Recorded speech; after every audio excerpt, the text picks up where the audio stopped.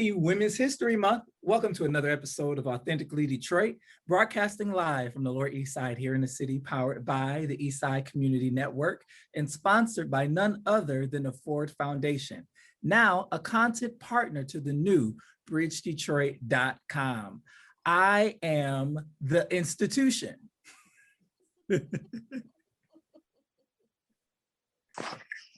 Donna, you have to introduce yourself. Oh, I'm sorry. Did you already say your name? Yeah, I'm the institution.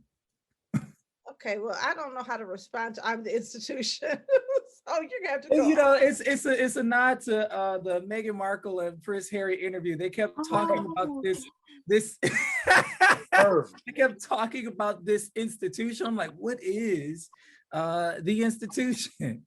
So I'm Orlando Bailey. You guys didn't get the joke. It's okay. I'm Orlando Bailey. And I'm Donna Davidson. Thank you for listening in and supporting our efforts to build a platform of authentic voices for real people on the east side of Detroit.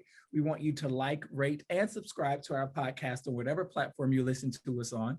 We drop a new episode every week, so be sure to turn on those notifications. Today, we will be dissecting the mayor of the city of Detroit, Mayor Mike Duggan, his State of the City address that he just gave and wrapped up about 20 minutes ago. So we are excited to have community advocate Simone Lightfoot join us to dissect the mayor's State of the City address, as well as my colleague, senior reporter from BridgeDetroit, Louis Aguilar. Simone and Louis, welcome to Authentically Detroit. Yeah, and I want to say that Simone is much bigger than a community advocate. She is the vice president for the National Wildlife Foundation. Is that your new title, Simone? Associate vice president. Okay. National Wildlife Federation. We got. Believe me, Donna. I know Simone's resume. I gave her the intro she asked for because yeah. Oh, okay. All right. She is a community advocate like no other. I mean, whenever you speak to Simone, it's Women's History Month. And so you want to call on people, women who make a difference. And Simone, I just want you to know how much I admire you and appreciate the leadership that you provide, the strength, the backbone. You know, whenever I go off, I always know you got my back. And when you go off, sometimes it's just like, yes, you know, you're bringing truth to power, and we need to have that more often. We had a Black History Month event last month, and Jamon Jordan spoke, and he talked about the influence of Black women in every single freedom struggle in the United States. And you are an example of a freedom fighter. And so I want to welcome you here. We're going to talk about our freedom and talk about Detroit. Thank you so much. That's so wonderful, Donna. I'm so excited. I can't wait. Can't wait. I gotta just submit what Donna is saying. I'm so excited to introduce our listeners to Simone Lightfoot if they don't know her already. You all know some of the sayings of Simone Lightfoot because I quote her on this show all the time, but you get to meet her, and we're excited to dig in. Louis Aguilar from BridgeDetroit, the senior reporter from BridgeDetroit, as well as the former reporter at the Detroit News. Louis, thank you so much for joining us. How you doing? Good. Thanks for having me. Thank you. We were excited to talk to you. Your stories are often news stories that we cover. Donna's a big fan of yours. And of course, I am as well. So we're excited to dive in. We know that you were live tweeting during the mayor's State of the City. But before we get to the State of the City, we want to, Louis, we want to come back to you and ask you a little bit about what's going on at BridgeDetroit. But we also want to get just an update from Simone Lightfoot around what she's seeing nationally post the 2020 election and what is going on in the Detroit area that has implications nationally. As she always says, Detroit is Big Mama. I was gonna say, what's Big Mama doing? I'll get Big Mama right now. That is so true. I often say that Detroit is Big Mama. And I use that analogy for particularly Black families who's ever had maybe land issues, and Big Mama was always the one to keep the family together. But once she passed on, all hell broke loose throughout the family. And that's what I liken to particularly urban centers across the country. Detroit still is the tail that wags the dog in so many spaces. as far as what Detroit is doing. So goes Detroit as it relates to water. So goes Detroit as it relates to housing, as jobs, insurance, you name it. Detroit matters when it comes to other urban centers. What we see now, I get to work in DC a lot, that building on the backdrop there, the Rayburn building, working with a lot of federal policy. And so I'm usually dealing with how we make sure we're infusing environmental justice and people of color into the federal policy process. Now that we have a new president, things are moving. Some would like to see it move faster. I try to temper their expectations about politics and the way that it actually works, and giving credence to the fact that our previous president really gutted many of our agencies. We're talking about the EPA, the DOJ, the Department of Ag, Interior, a lot of those positions that we don't see but are relevant and necessary aren't there anymore or have been co-opted. And so there's really a need to rebuild and restructure the inner workings of government. Thank goodness we have Kamala Harris and Joe Biden at the helm, people who know the process and know the role. Would love to see a Joe Biden for Detroit, in the sense that someone who knows the terrain, but is a new and trusted voice, a trusted source, someone that brings a level of integrity to the office, so that when they are speaking, you don't have all these veneers of not even believing the words that come out of their mouth. That's a challenge when you're leading. We need folk like that in our urban centers. Not only Detroit, we have mayoral races across the country. Birmingham, Jackson, Mississippi. We have some young dynamic mayors down there. So making sure we keep a look and a watch on those races and assist those folk out. And so I'll stop there. We'll get to talk, and I'll infuse more of the federal stuff in our conversation. The mayor in Jackson, Mississippi has he's really from Detroit. His people are from Detroit anyway. His dad, Chokwe Lumumba, is from our community, and he's Chokwe Lumumba II. And he's now leading Jackson. I'm really excited. And another time I want to talk to you about Jackson Rising and the movement that is there around cooperative ownership and cooperative development that I think we could really learn from in our community. But that's for another day. It's clearly not the direction of the city of Detroit right now. We are having other types of conversations, and I've read some books about the financialization of Detroit and the financialization of our urban policy. And it seems as though you're either going to financialize or become more cooperative, but you can't do both at the same time. So we'll get into that. Louis, welcome. It's so great to have you on. I've never talked to you, but I read your articles all the time, and you always give me so much information. Speaking of truth and power, that's what you're doing at BridgeDetroit. Thank you very much. I'm a fan of you all too. We just a love fest happening. Yeah, we appreciate that, Louis. Tell us a little bit about what you are working on and will be working on within the foreseeable future over at Bridge.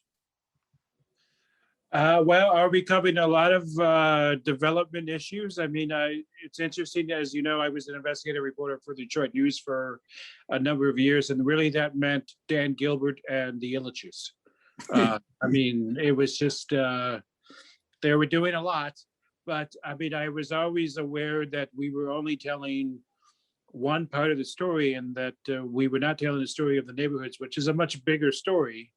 And so I'm happy to delve into the development and the equity of development throughout the city, and the just really trying to tell the whole story. It's very compelling to me. Must be me. So, sorry. All right, it looks like we're having a little bit of technical difficulties. Donna was having some audio issues, but Louis, we certainly look forward to reading more of your coverage around development in neighborhoods. I want to switch gears, certainly, because why we are all here is to, really react to what Mayor Mike Duggan said and touted, the victories he's touted, the challenges that he outlined in his 2021 State of the City address. And, I have to say that, the theme that I think that he wanted to come across, and I'm not certain if it came across across the way that he wanted it to was equity. I kept hearing him mention the word equity. And so I would say if he had to theme his speech, I think that was the theme he was going for. But I really want to get all of your just initial reactions to the state of the city. Donna, we can start with you, my co-host. Start with me. I'll just say really quickly that when you use terms like equity, you want them to mean something. And before we use those terms, we have to come to a shared definition, because do people who he is speaking about in general, not just the ones he, kind of cherry picks to be in his videos, but do people in the city of Detroit really believe that what is happening is equitable? Do people who live near the expansion of Fiat Chrysler believe that taking down and giving Fiat Chrysler, now Stellantis, St. Jean, which is a Conner Creek Greenway, and not replacing that greenway with anything green, while increasing the emissions of pollution in our community, does that feel like equity? Does it feel equitable to give $15,000 or $20,000 per home in the streets adjacent to a expanding plant where a berm with trees and grass and bushes is replaced with a wall? We're building walls in Detroit, y'all. Does that feel like equity? And so, I mean, I think that when you use terms, they mean something. And I also think that it's important that we speak truth to power, speak truth, period. And so when there is a conversation about Detroiters being offered jobs first, which is untrue, there's a concern there. I mean, the people who were offered jobs at that plant first were people who were already working for Fiat Chrysler, now Stellantis, in some way, shape, or form. Detroiters got an opportunity to interview for jobs before anybody else did. People who've received offer letters still aren't sure if those offer letters are secure.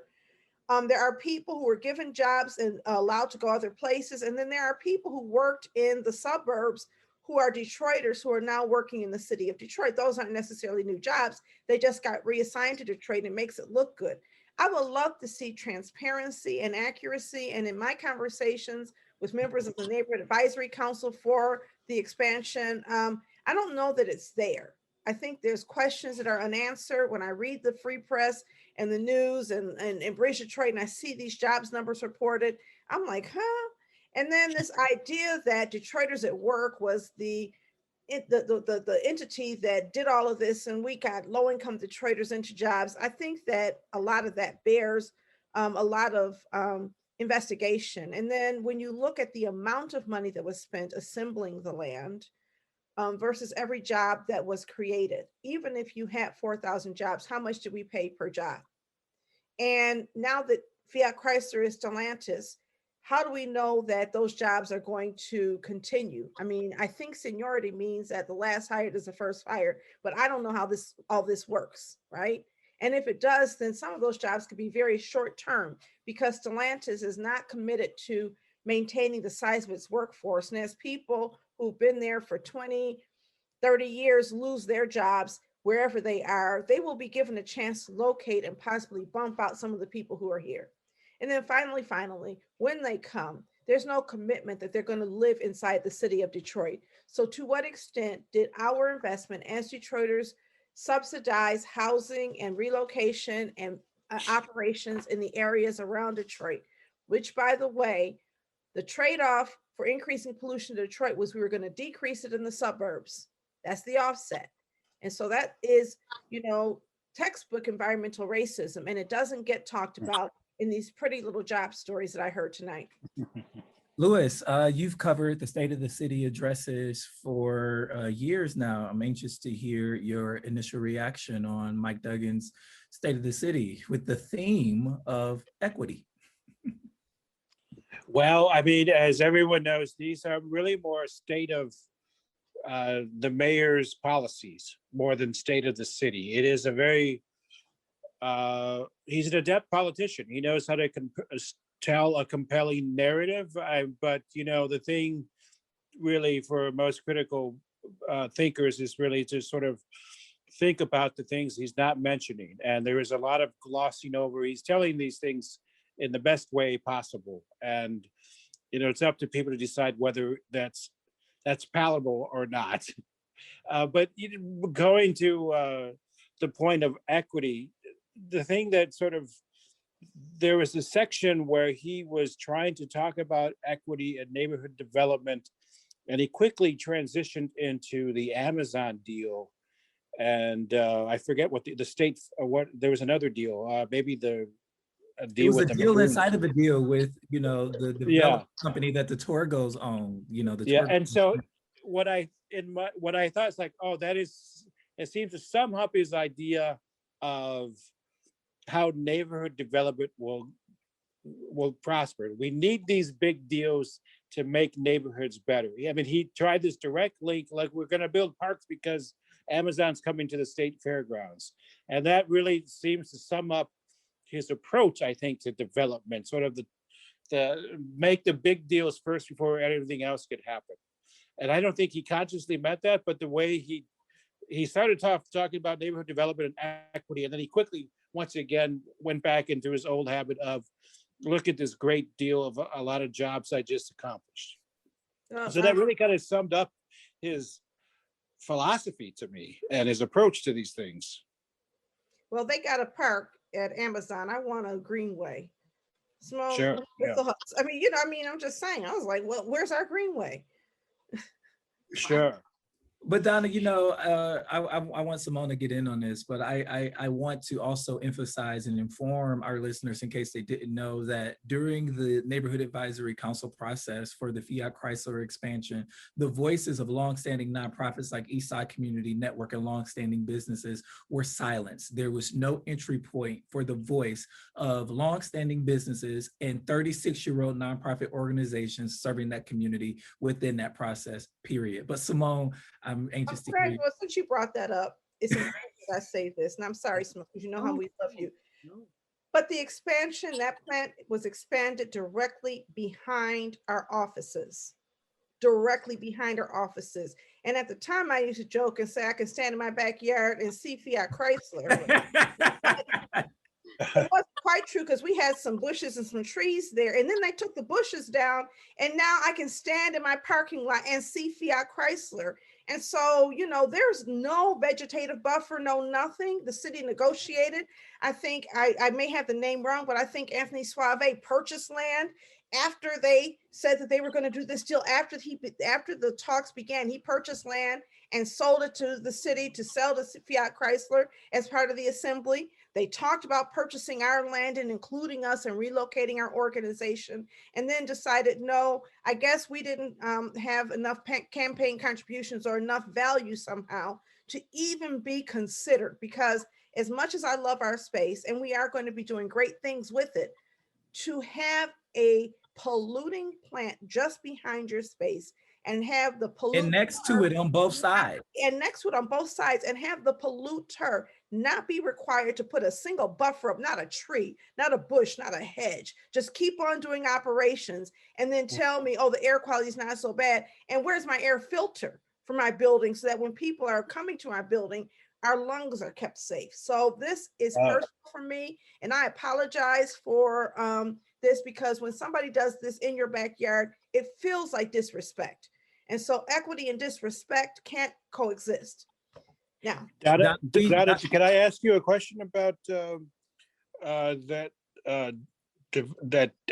plant, the new plant? Because, you know, I'm curious, because the Ford Corktown investment in the train station and other buildings, it really did sort of spark a lot of purchases of homes in the area. I mean, it really increased the real estate value of everything. And I'm curious if that you've seen any impact on houses going up for sale. I mean, the real estate value going up. Has it had any sort of, I don't know if you would call it positive impact, but at least people's homes are worth more than they used to be. I'll just say this, the East Side is no Corktown.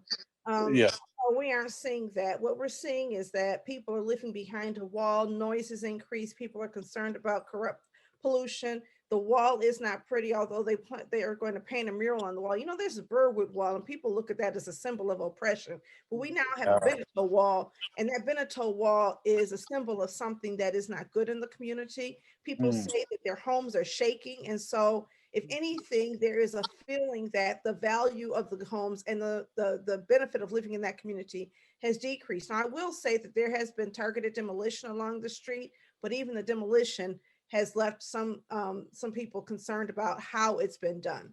But I do want to let Simone jump in here because I know you have so much to say.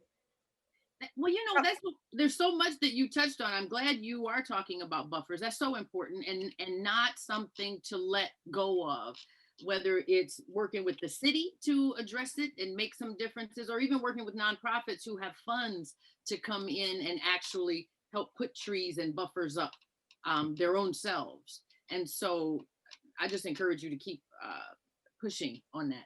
When it comes to the mayor's state of the city, I appreciate you on the equity. I thought jobs, he really talked a lot about jobs in his conversation, but like Donna, I needed evidence. I don't like listening to people that I don't trust. You know that? It's just really hard because even when they say good things or positive things, you're suspect. And so you have this side eye going the whole time they're speaking, and you're listening with such a critical ear that you really don't have the luxury, I guess, of just listening and being happy for the good things and concerned about some other areas. You're just concerned and critically listening to every word.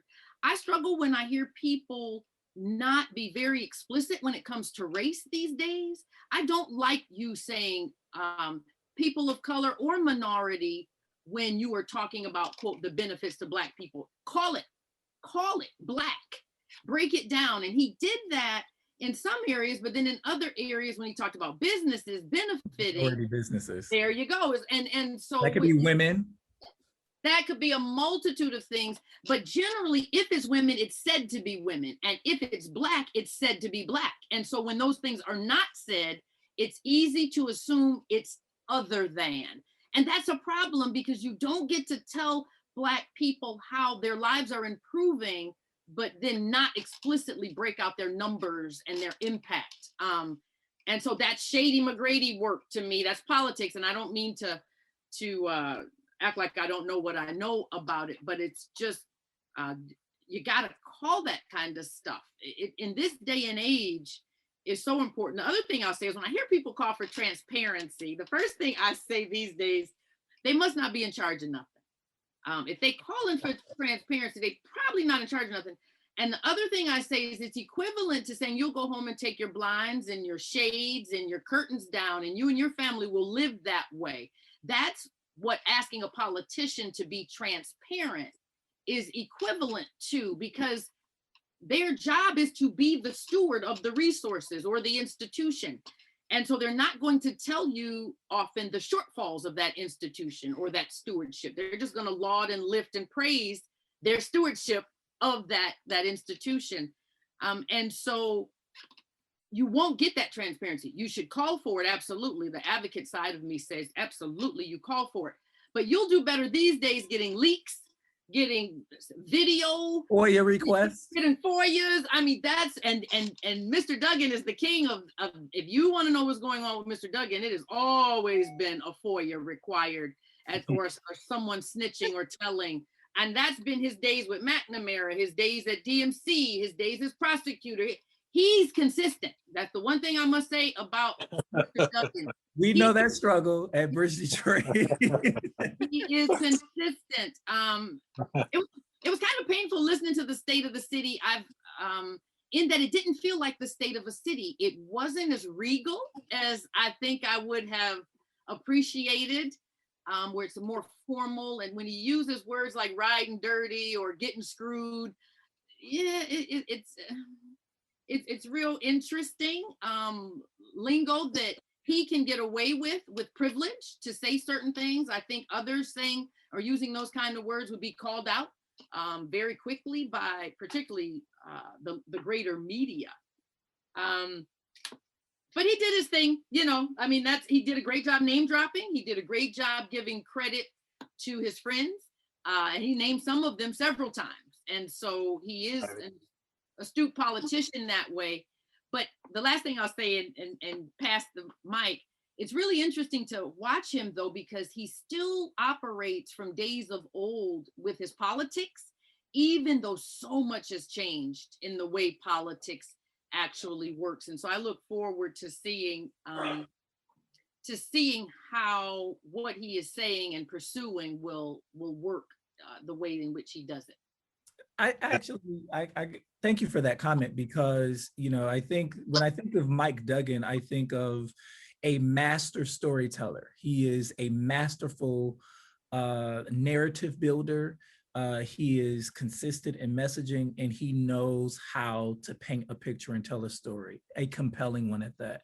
I also think of a well-oiled, systematic machine. When I think of Duggan, I think of a McNamara machine. I think of a Mayor Daley out of Chicago kind of political machine, you know, very top heavy and very powerful. So powerful that he can tell the television stations, sorry, I'm going over. Y'all gotta deal. Y'all have to deal with that. Or, you know, run it on your website. You know, I haven't in my lifetime, I don't think I've seen a politician this powerful at the head of city government here in the city of Detroit. And clearly so flawed though. I think I could understand it better if he weren't as flawed. Nobody's perfect, but as flawed, as established flawed, as long history flawed. And I'll push back a little bit on the storytelling. I think in the age of Trump, he's a horrible storyteller. I think he makes stories up. I think some of the things, his narrations tonight were very, you make up what you need to, well, then he said this and then she said that, and it was just all very convenient. And I think he tells stories as if he's the star of all of the shows. And I said to them, we're gonna have a better, and I said, and usually what I found is he has to be compelled to do the right thing. It is not an instinctive, innate thing for him to just do the right thing. It's something that takes a lot of hell raising, a lot of pushing, and then he comes around and does what he needs to do, but then he narrates it as if it were his idea the whole time, and he masterfully believed in it. And so I think his storytelling used to be better. After Trump, I call him Trump before Trump. I really do, because we've had to deal with that type of behavior a long time here. But I think he's just more transparent in how bad of a storyteller he is after Trump. I don't know. You know, every state of the city, I make up my mind to move to Detroit. So I've been here for 7 years, but I just keep on coming back. I'm like, I'm moving to Detroit. They got all the problems solved in Detroit. You know, working in the community and really dealing with people who don't have stable housing, people who don't live in places where they feel are safe, people who have housing but can't afford to maintain it, with, you know, flooding in their basements and leaky roofs, and, you know, the plumbing didn't all get fixed the way it got told. And so I think the reality is that when you tell stories like that, and happy stories, and I'm going to kind of agree with Orlando, I think the storytelling is there, but I think that it makes it seem as though everything is okay now, and everything is okay for a certain type of person. I found myself really resenting the program that relocates people in Delray, and they give them this shiny new house, and this is what the city does because the city cares. Because I'm like, well, you know what? I know some folks who need a new damn house, and they need to know the city cares. And so this kind of, I think Simone is getting at about doing the right thing. You're doing this because it serves a goal. We need a housing policy in the city of Detroit that says every person matters. We're going to try to pour into resources into the homes. And wasn't there a great big story about home repair? Louis, was that you? Yes, it was. Yeah. Home repair crisis in the city. These people living in homes that are falling apart are taxpayers. And we know they paid their taxes because they're in their homes, number one. Number two, they are people who have been a lot of times just taking care of the whole neighborhood. I met this beautiful woman today who came to an event online that we had last week or the week before around Black History. And she just called me up and said, I want to get more involved in your organization. And she's telling her story about her commitment and her husband's commitment to the city. And I swear I was almost in tears. What a beautiful human being. And that is who Detroit is. We have so many beautiful human beings who have made a way out of no way for themselves, their children, and the kids across the street. And so we need a mayor, and we need our mayor, whoever the mayor is, to care about them and not just give them lip service and pretty stories and happy talk, but actually care about them by way of committing resources and coming up with a program. If you're so smart, and we spend all of this time hearing about all the clever things the mayor has done, use your political capital and use your genius to figure out how to house the most unfortunate people in our city, the people who have been harmed by every single kind of crisis that's economic and not of their making. And then when I hear about wanting to care about people and caring about people, I think of those people who were overtaxed $600 million. And there's, oh, listen, that didn't happen on my clock. Well, the bankruptcy absolved us of this. And so it feels like selective caring. And you know, so I think glaring miss that went unacknowledged, and he just sort of grazed over some of the work of, you know, property tax justice warriors. Louis and Donna and Simone, let's talk about what wasn't said, because as lot of things that were said, the things that weren't said also were resounding. Let's talk about that $600 million taxation. Let's talk about the lawsuit against the Detroit Will Breathe organization. Louis, I'm going to bring you in here. I don't think he mentioned the phrase Black Lives Matter once. I mean, he talked about he's going to deal with the backlog of criminal cases. Justice. Yeah. But that was as close as he got. I mean, as to talking about the sweeping demand for change, huge change in police reform and developments, and the $600 million in property taxes. All of that was not mentioned at all. I mean, I didn't think he would mention it, but I thought somehow he would at least say Black Lives Matter at one point. But he did not. He just really went into, here's how we're going to backlog the gun cases. And here, you know, we're going to do something quickly about this spike in homicides. And so it was, that was really surprising to me that he didn't talk about it at all.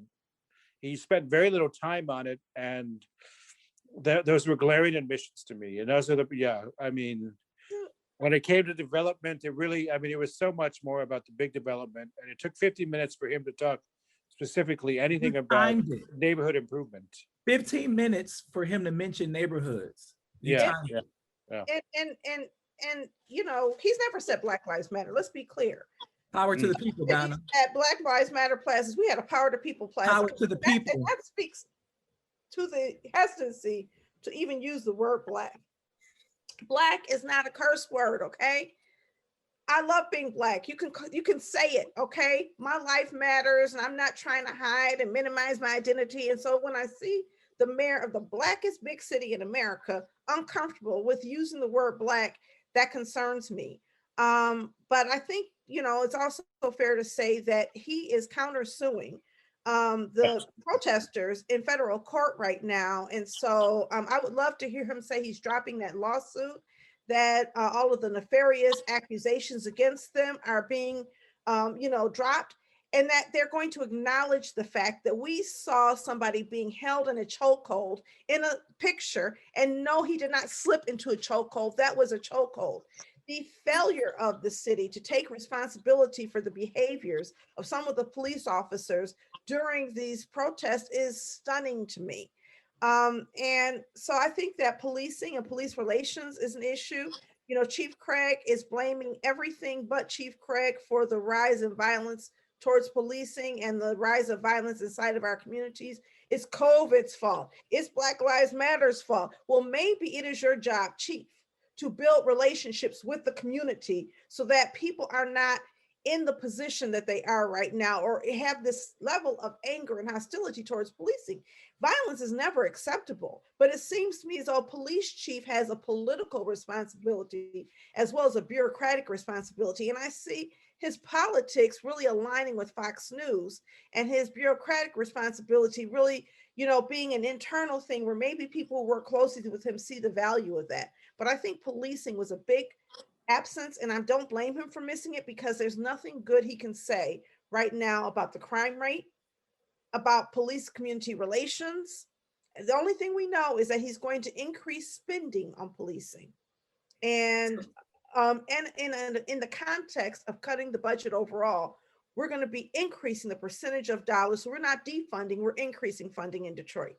Simone, what was missing that was so glaring and loud for you? Education, I think, and it's a double-edged sword because of the way the structure of the city. The mayor doesn't, quote, have purview over the schools in Detroit, but it's important what the schools do for what he's trying to accomplish in the city. And so having more conversation around that, and more conversation around how he is working with Dr. Vitti. I was on earlier today with Dr. Vitti and President Peters and of the board, and they were speaking with the NAACP about returning to school and what they need, and to make sure that parents are comfortable, teachers are comfortable. And so having the mayor sort of have their back and communicate that he's in communication and working with the schools would have been nice to hear. It was interesting to hear him give kudos to the governor, though, about some things that, behind the scenes, that they didn't happen the way in which he was saying them. But he, again, did a good job on other than that, I think, Dr. Vitti, on tapping into that. He even talked about Rashida Tlaib and which is, but he's really lifting up El Sayed, which is interesting. So that the politics, that we see down the line, we'll see, I'm sure. It's always interesting. Well, he pissed a lot of people off with, meeting with Duggan and working on this water a moratorium, working on some sort of permanent solution, but bypassing the people who have been on the front lines of water activism in this city for years, while trying to, do what the mayor wanted him to do, but also relay and act as this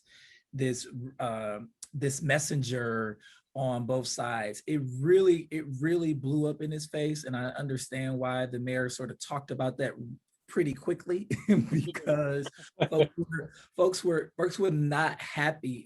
Folks were not happy with how that was rolled out, and folks were not happy, particularly with Abdul. A lot of folks, especially activists on the front lines, felt a sense of betrayal from Abdul El Sayed going back to work in the institution. One of the things that, I want to talk about, two questions. Number one, is jobs going to fix Detroit? Because he talked a lot about jobs, and is that all that Detroiters need? And then number two, this support of businesses that he touted. And one of the things that I have to bring up is, the capital flow to jobs during the COVID era in the form of loans or even small grants. And he touted Jamie Dimon, the CEO of Chase, with this line of credit that he essentially gave, and touted it, like as a thank you to Jamie Dimon and JP Morgan Chase. JP Morgan Chase owns Detroit. Yes, you better know it. When we talk about the economic collapse of 2008, JP Morgan Chase got away with so much. And so now you're painting this picture as this philanthropic picture, like, oh, I have a heart and we want to give and we want to help. You owe us, and it shouldn't be in loans. We're getting pennies on the dollar from them. That's what financialization means, though, right? It means that what you do is you have your policy working towards the financial priorities and interests of banks. Mm-hmm. Everything is You measure success by whether or not housing values are increasing and bankable people are moving into the community. You give out money and dole out money based on the credit worthiness of the people. So you can take money that is meant for helping the underserved and the needy and translate that into funds, or or use it instead to help people who are deemed worthy of those funds. And you have the same metrics to decide who gets what as a bank has. You make decisions based on that. Our city is really, I mean, when Jamie Dimon says $100 million is committed, most of that is money that he's going to loan and earn money back off of, because these are loans. And so Detroit is an investment, pool or source of investment. And so I think that's there. The other thing I want to talk about missing, though, is there's nothing I hate more than the people plan. First of all, because I don't know when we started using bad English, but isn't it the people's plan? It should be, but the people plan, it feels like be best.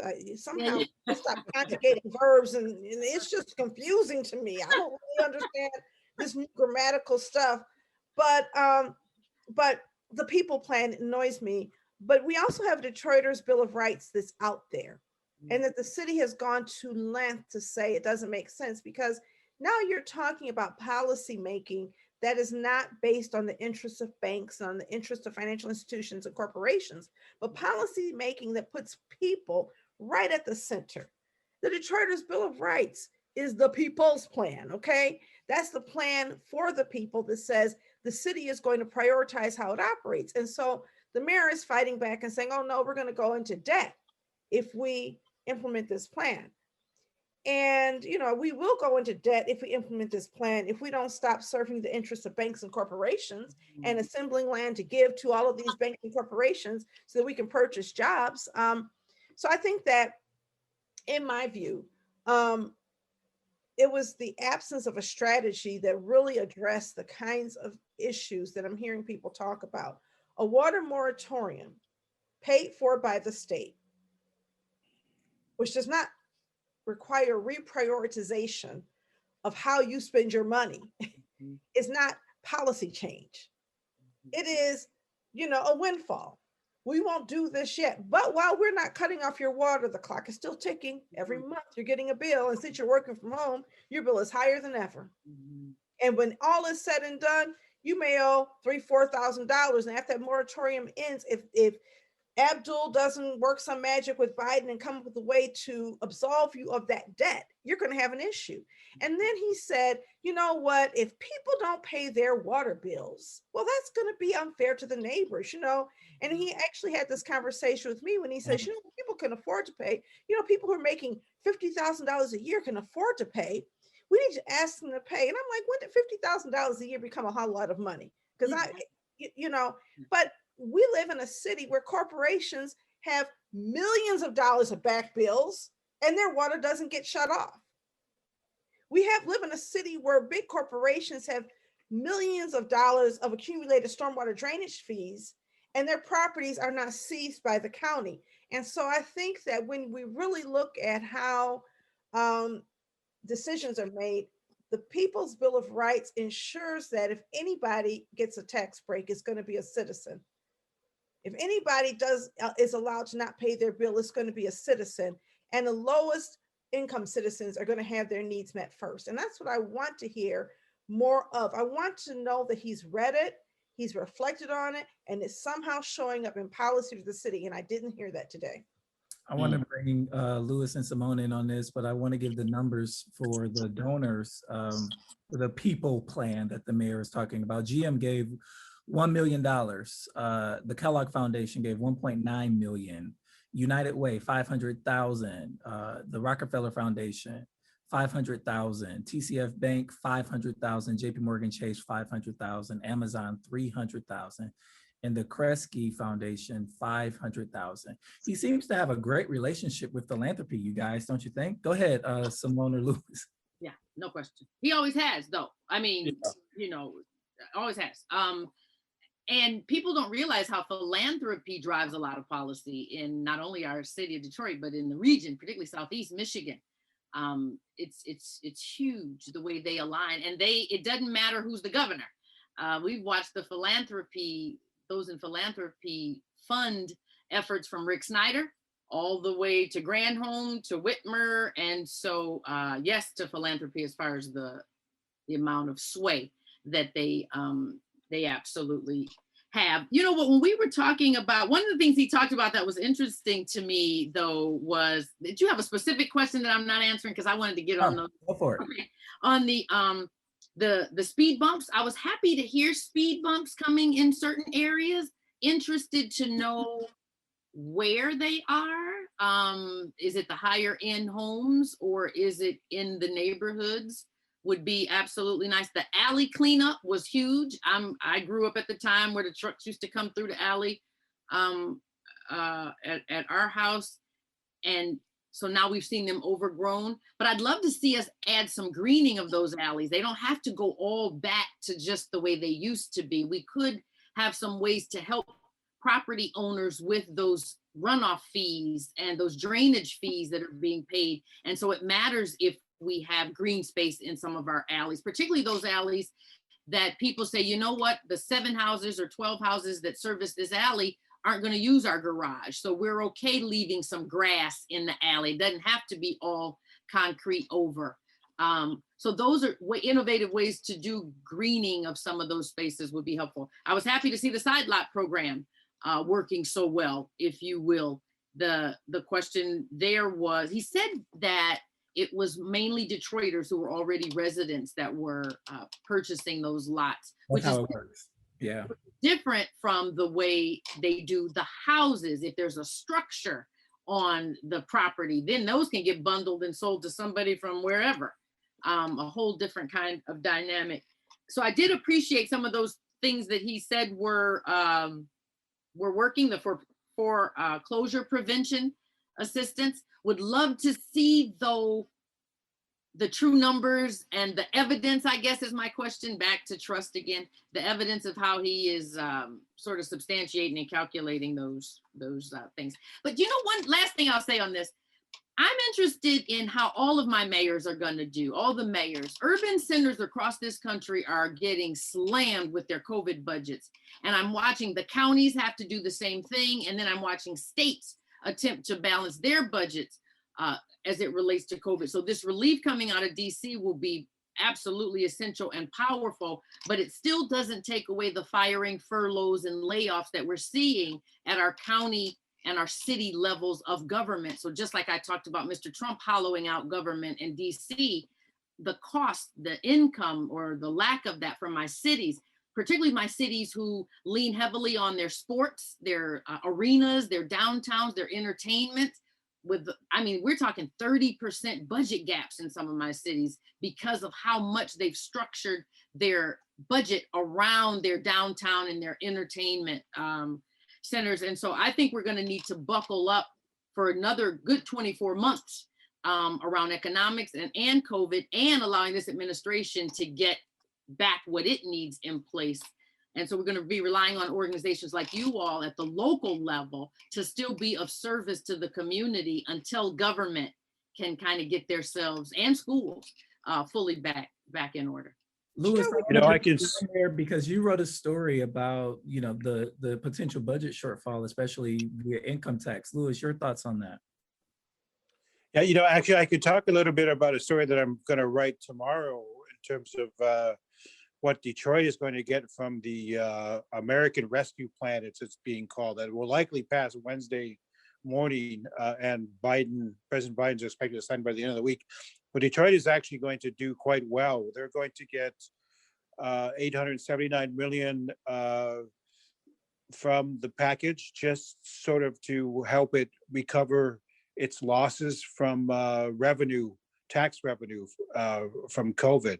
And that doesn't include other provisions in terms of, the stimulus checks, specific tax breaks for schools, small businesses and things like that. But that $879 million, which, put it in context, that's about 2 times what Obama was able to do in terms of giving Detroit aid during the Great Recession.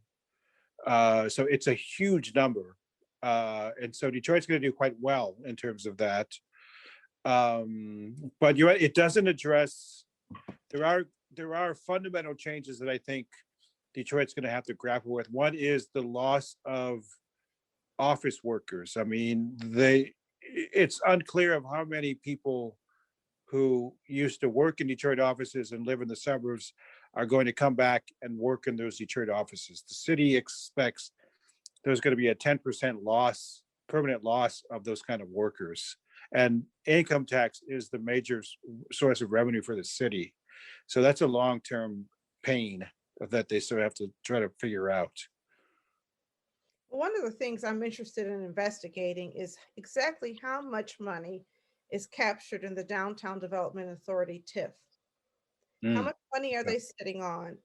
And how much money is therefore not available to the general fund budget because it is in this tax capture instrument? In fact, how much money is in all kinds of TIFs in the city of Detroit? We need to really understand what our revenue structure is. I know that there are other cities and counties in Michigan that have really challenged the Downtown Development Authority statutes because it robs local municipalities of income.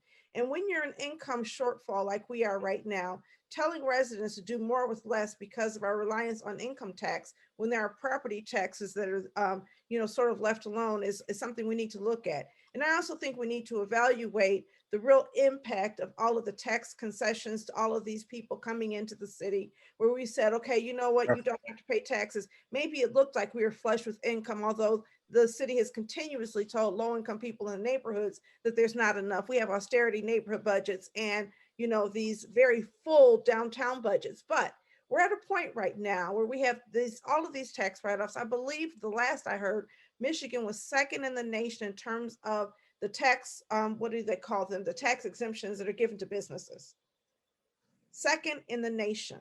And I think New Orleans was number one. So we're trying to bribe them to come here. And I want to see how those bribes are paying off, because I think we're going to right now have to look at restructuring taxes all over the state, all over the nation, really look at these TIFs and whether or not the TIFs are doing what they need and whether some legislation can allow for more flexible use of TIFs. I think we need an entertainment tax in Detroit, and I've talked about that before.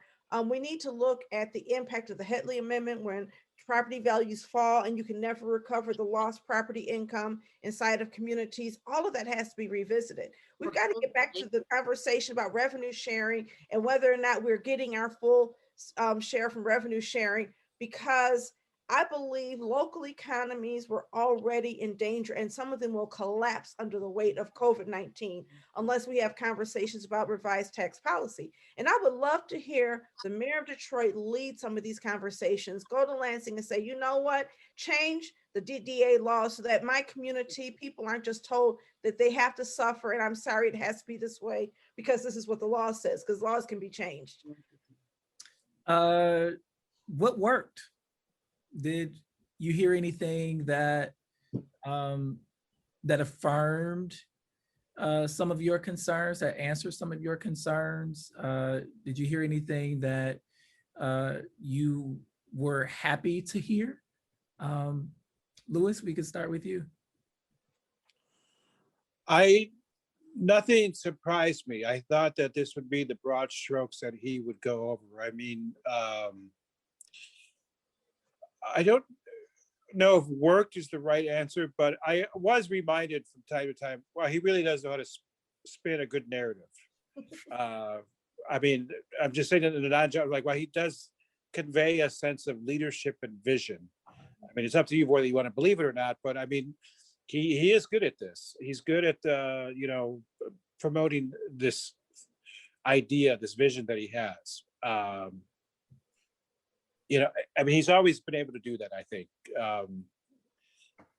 I do want to bring up something I was surprised that he brought up, and that was his relationship with the billionaire maroon companies, the owners of the Ambassador Bridge and plenty of Detroit property that's quite unused and often the source of controversy. And they are so unpopular in Southwest Detroit. I just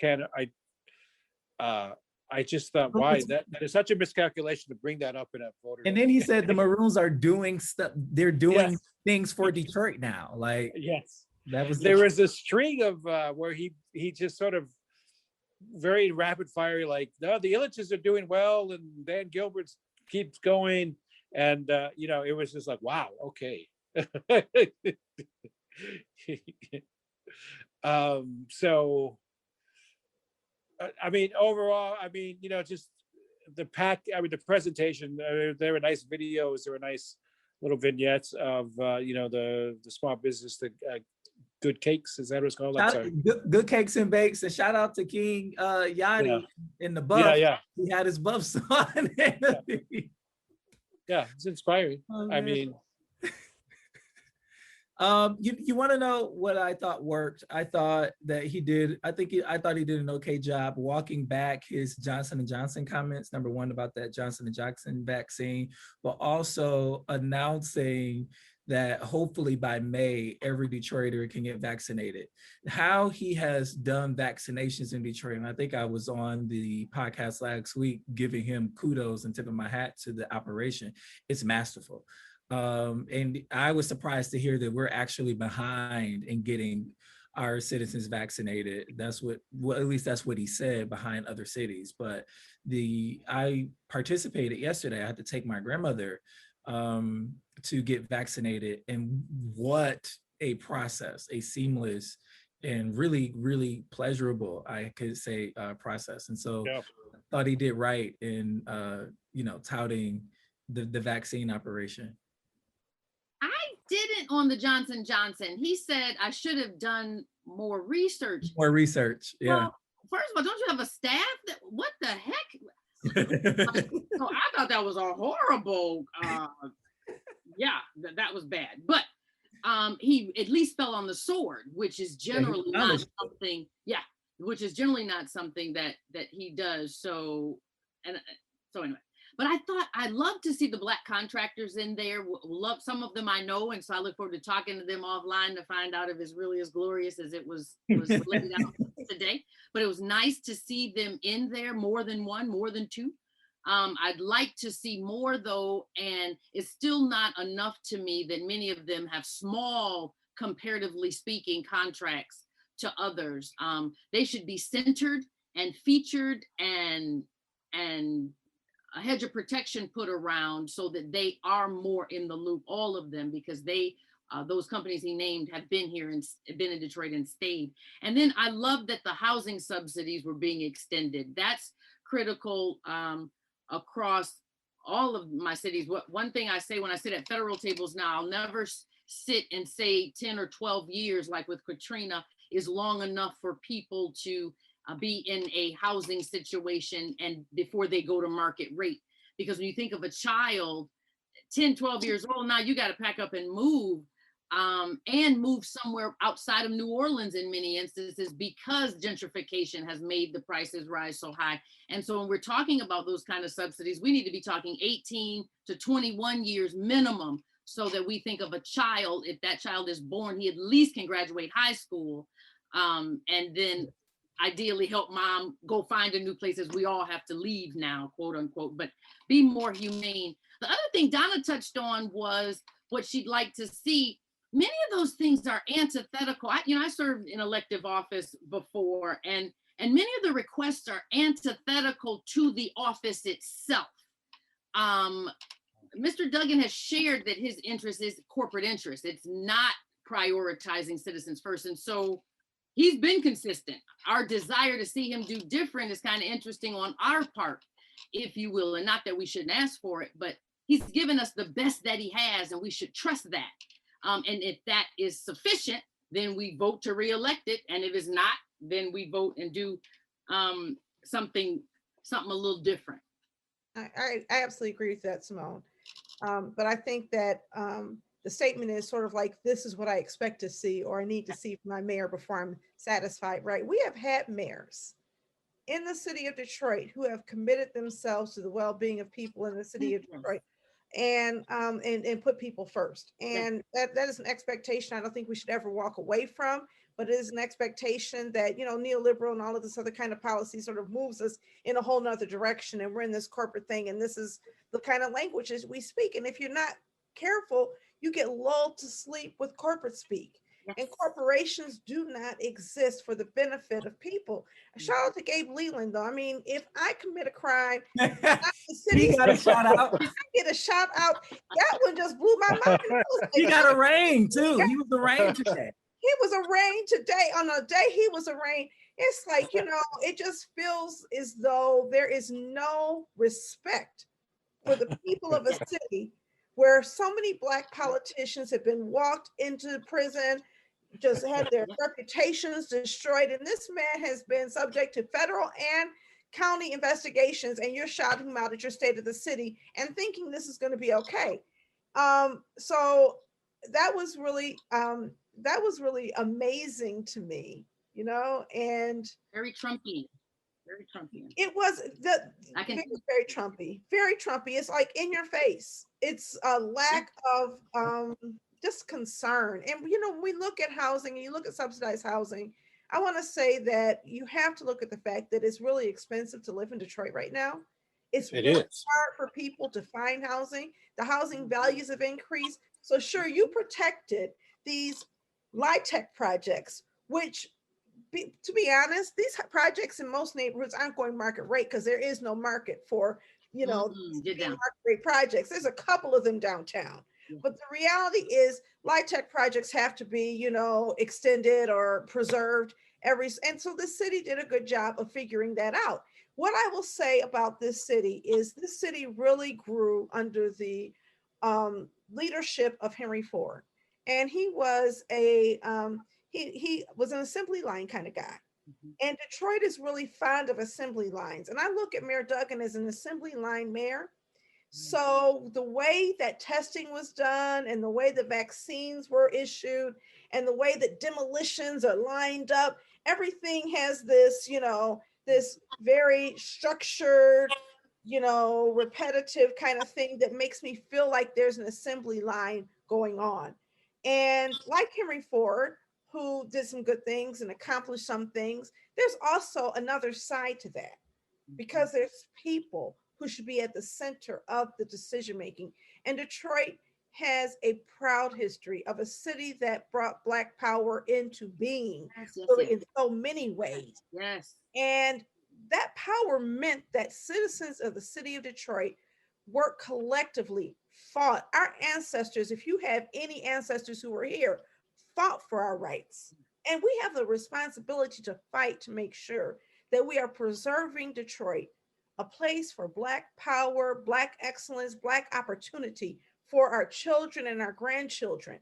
And if and when a candidate for mayor commits themselves to protecting the legacy of those investments, one of the few places in the nation people could come and get treated as equals. I grew up in Detroit and I never felt unequal to anybody. Okay?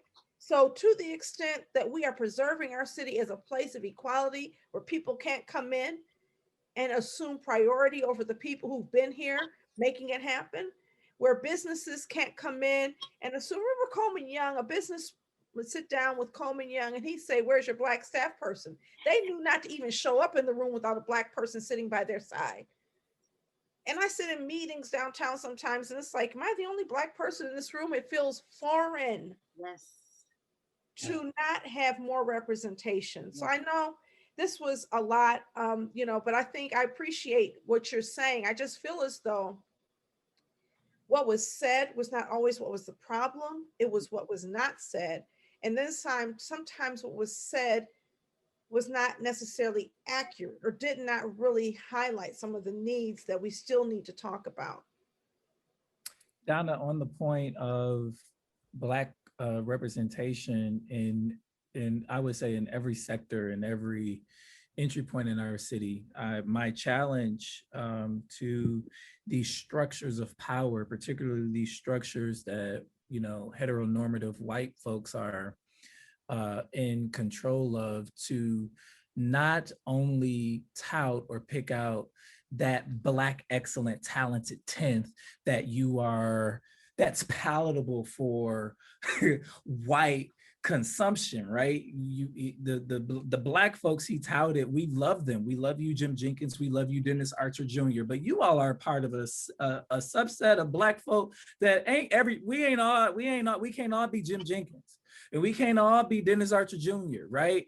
We can't all be April at Good Cakes and Bakes or King Yachty. And so my challenge for us and my challenge to the power structure is to give space beyond this high and mighty Black excellent, Black talented 10th that we continue to uplift and amplify. We take up too much space. It takes up too much space, and there's more of us. It's a heavy lift, though. It is. And when I say it's worth it, though, right? Oh, beyond it's beyond it. But I'm speaking strictly politically, not even humanely, strictly politically. When I worked in the legislature, there was times you literally could pull the qualified voter file, look under B, and if you did not see Orlando Bailey's name, oh, well, I don't care what you calling for. You don't even vote. You not even why I'm here. You don't even weigh in on my boss winning an election. And so it's that level of reality and practicality in politics, which is different than humanity and social and right and wrong and fair and equitable. None of that has anything to do with politics. Politics is just about politics. And so, yes, it would be helpful to do all those things, but politically, there's not a need or a will to invest in people who have been deemed not to have invested in themselves. And so that's only going to get worse as poverty in our nation gets worse, as educational structures are interrupted in our nation and gets worse, jobs, all of those things. We're going to have, to me, a class that continues to really need, and less patience and a will to help them. And that's where we have to find some synergy and it's not coming from politicians, because again, from politicians, it's based on how many votes I get out of this precinct. If it's 100 of y'all that vote, that's all I'm talking to. The other 900 that don't vote, I'm not talking to you. That's just the way, and we gotta figure that out. Well, yeah, and it's not gonna come from our government, but there are those of us. There are those of us who are in the community who have a responsibility. I look at the things, and I've said for some time that if you're not voting, you're not really functioning as a citizen. You're a subject of this government. If you're not voting and you don't have wealth and you don't have a seat at the table, you have no social or political capital. Right now, corporations are the customers of our government. That is who our government serves. That is who our government protects. And those customers are always right? And people who vote, we are citizens, but when we come together and we make a shared demand, and imagine if 80% of registered voters or people eligible to vote in Detroit showed up at the polls. There's not a corporation that could change things. They would have to figure out how to work with us. And so for me, I feel like, Stacey Abrams has cast a shining light on the way forward, and that is democracy. We've got to get out there, we've got to vote, we've got to educate voters, and we've got to let people know that the only way to count and make government change is your vote at the polls. Right. I love that Donna Givens-Davidson lecture about customers and citizens, subjects of government. That is my favorite lecture. Listen, we're coming up on an hour. I want to give everybody an opportunity to offer some closing statements on their thought of, the state of the city. You can mention Duggan's speech, or you can give your take on what the state of the city is for us to close. Louis, let's start with you. I just want to say, I think this was the real state of the city address. This was the much more informative state of the city address. Well, I am just very curious to see how, it's an election year. And so I'm just very curious to see how Duggan's narrative sticks with the majority of voters. I truly don't know. I mean, I hear a lot of rising criticisms, whether it is enough for him to not become mayor again.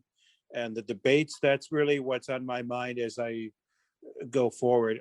If enough people still buy into his narrative, that's really my thoughts on this. Is I mean, if enough people are believing this, essentially. Yeah. Simone? Yeah, I've been talking to people. We need so many conversations to be had. Having a white mayor in the blackest city is something that gets discussed all the time around the country as I work and travel. Also, the browning of Black political power in this nation is something that needs to be talked about. We need to talk to our brown brothers and sisters about what we are interested in and prioritizing, and if we're going to be supporting each other, or if we're going to be serving as support for each other to stay in their particular roles and spaces and places. How we're going to do this thing. If we're going to move in together, let's have some conversations about it, because it matters. It absolutely, whether it's in New Orleans, when you wipe out the 9th Ward and replace the representation there, whether it's here in Detroit, whether it's in the state legislature, whether it's in Congress. All of that matters, that we haven't had the proper conversations as we're watching this demographic change. And I think more conversations like this are important. Donna touched on it.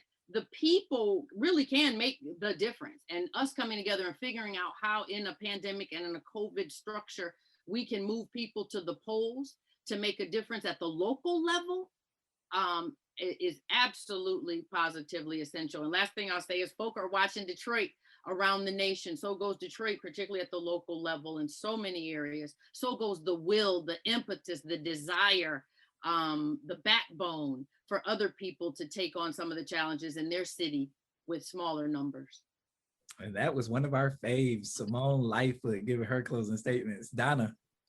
I think that, Detroit is an interesting point. I think that there's, whenever you come through a pandemic, people are, somewhat happy to be alive. And, you don't have people being evicted from their homes, and you don't have water shut off. So people are not experiencing some of the dark sides of, capitalism, which doesn't care about people, and some of those machineries that exist. And we have there's a lot of social movement around making sure people have access to food, and making sure that we even talk about workers that are essential workers. And so I think we're at this point in time where, when all of this is said and done, I don't know who we're going to be, right? And I think there's this great uncertainty over who we are right now. I hate to think that the fate of our people is dependent on who is in elective office. Detroiters had power and strength long before Coleman Young became mayor, and we found out ways to exercise power through collective action. And so democracy, going to the polls, is one aspect of it, but you almost have to do the power building to increase democracy. So it would not surprise me if the same 20% of people who have been voting all along show up this time. It is up to us to mobilize and engage and involve the rest of the people, so that whoever is mayor, whoever is on city council, governor seat, executive, whatever, that those people understand who we are and are ready to listen to us, and that we have very cogent and clear demands on them. So for me, as much as I may have an opinion about who is mayor, whoever the mayor is, you got to figure out how to work with them and make a demand. And it is not my job to be friends with the person who is controlling things. It is my job to continue to make a demand, whoever that person is. We're not cool. You work for our community, and I'm going to try to oversee that. So anybody who's listening to this and anything I say and thinks it's personal, it's not. It's not about Duggan for me. It is really about policy, and about making sure that the voices of the people that I work with, Orlando, the people you have worked with, and Simone, the people you have known and connected with, that those voices are heard and those people have power. Stay informed and stay engaged. Listen, if you have topics that you want discussed on Authentically Detroit, you can hit us up on Facebook, Instagram, and Twitter at Authentically Detroit, or you can email us at authenticallydetroit@gmail.com. Any shout outs before we head out, Donna? I already shouted out Gabe Leland. I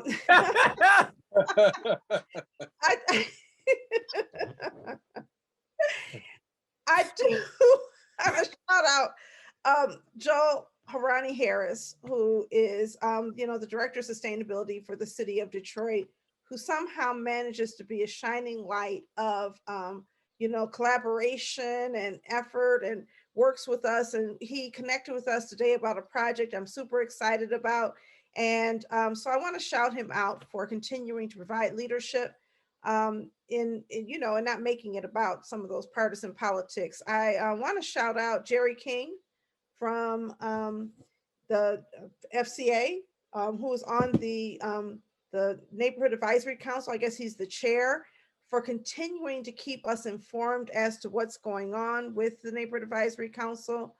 And I want to shout out somebody who contacted me, who came to a meeting that we had and contacted me today, a resident who runs a block club called the French Connection. And that is the coolest name for a block club I've ever heard of. She's on French Road near Mack, and her name is Gwendolyn Douglas. And I talked to her for about 45 minutes today, and it was everything I needed to feel good about the work I'm doing, to know that people like her are doing the work inside the community.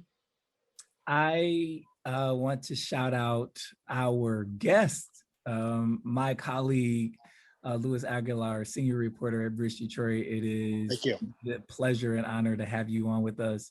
And I am just tickled pink on the inside that we finally got Simone Lightfoot to join us here on Authentically Detroit. Thank you so much for offering your time and expertise. We love you. You know how much we love you. Until next time, everybody, thank you for listening. We want you to catch the wave.